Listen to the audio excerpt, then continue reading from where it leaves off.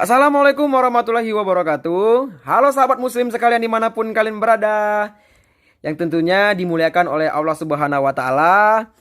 Izinkan saya memperkenalkan diri. Nama saya Yoganda Saputra dari Prodi S1 Farmasi ITSK Soy Praun Malang, NIM 209052. Nah, hari ini saya akan menjelasin apa sih pandangan dan pendapat Islam tentang COVID-19.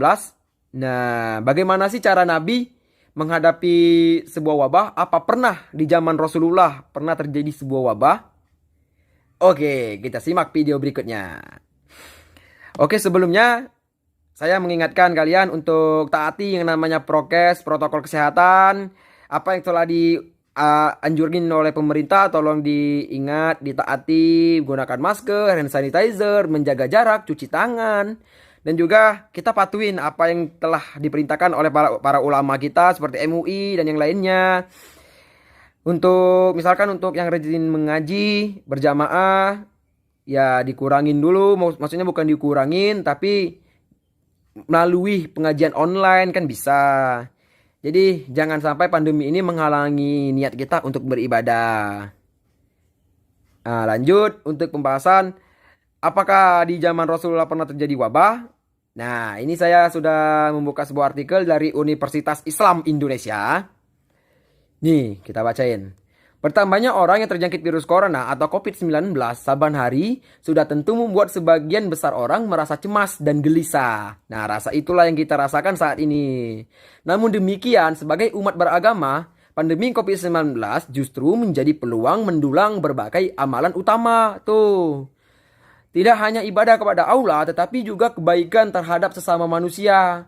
Sebagaimana dicontohkan Nabi Muhammad SAW, tak kalah pada zamannya juga pernah terjadi pandemi yang menulari banyak orang. Tuh, pada zaman Rasulullah pernah terjadi juga yang namanya pandemi. Dan menurut Dr. Handes Asmuni MTHMA, dosen hukum Islam sekaligus Direktur Pondok Pesantren Universitas Islam Indonesia, berdasarkan catatan sejarah, pernah ada wabah penyakit pada masa Rasulullah dan sahabatnya. Meskipun bukan virus mematikan layaknya COVID-19, wabah pada masa itu juga menular dengan cepat dan menyebabkan tidak sedikit orang terkena dampaknya pada masa itu. Salah satu wabah yang sering terjadi adalah kusta dan lepra. Tuh di zaman Rasulullah juga pernah terjadi yang namanya pandemi yang terjadi pandemi seperti penyakit menular, kusta dan lepra. Nah, bagaimana sih cara Rasulullah menyikapi yang namanya pandemi? Alangkah apa sih yang dilakukan oleh Rasulullah kita? Nah, sebagaimana tindakan pencegahan, Rasulullah memerintahkan untuk tidak berdekatan dengan penderita maupun wilayah yang terkena wabah. Konsep karantina wilayah ini seperti diungkapkan dalam HR Bukhari yang artinya, jika kamu mendengar wabah di suatu wilayah, maka janganlah kalian memasukinya. Tapi jika terjadi wabah di tempat kalian, yang di tempat kamu berada, maka jangan tinggalkan tempat itu.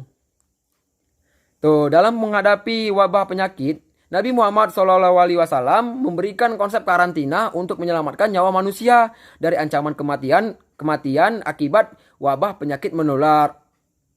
Ungkap Asmuni, dosen dari Universitas Islam Indonesia. Dan juga virus ini berperilaku adil, tidak mengenal status sosial seseorang.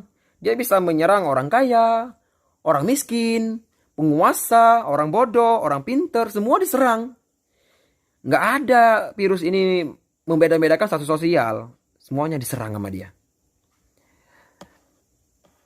Nah, oleh karena itu, negara yang kredibel pasca COVID-19 adalah negara yang mampu memberikan solusi medis yang fungsional dan efektif. Nah, langkah itulah yang sedang dilakukan oleh negara kita.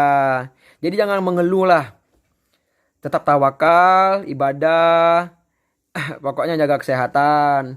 Hal ini sekaligus menentang para ahli untuk melakukan penelitian dan dalam rangka ikhtiar untuk menyelamatkan nyawa manusia, tak kecuali para ilmuwan muslim.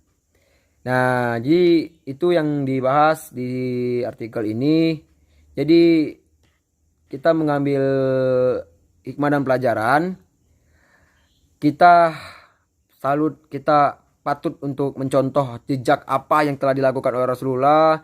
Rasulullah dulu pernah memerintahkan untuk tidak berdekatan dengan penderita maupun wilayah yang terkena wabah. Nah, sedangkan mengapa kita tidak melakukan hal itu? Sedangkan itu yang sudah dianjurkan oleh Rasulullah kita pada saat pandemi.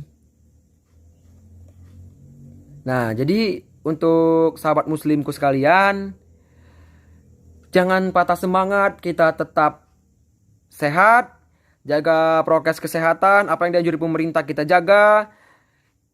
Ingat, yang penting itu kesehatan.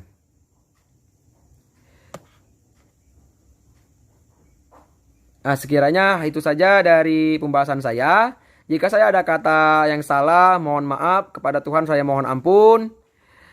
Wabillahi taufiq walhidayah. Wassalamualaikum warahmatullahi wabarakatuh. Habis ini bakal ada teman kita, Nusa. Salah satu kartun favorit kita, kartun Islami favorit kita yang dibuat dari negara kita sendiri yang kita cintai, produk kita sendiri dari Indonesia. Lanjut kita ke saudara kita, adik kita Nusa. Nusa, silakan. Nah guys, kalau anta bisa, kita pasti bisa.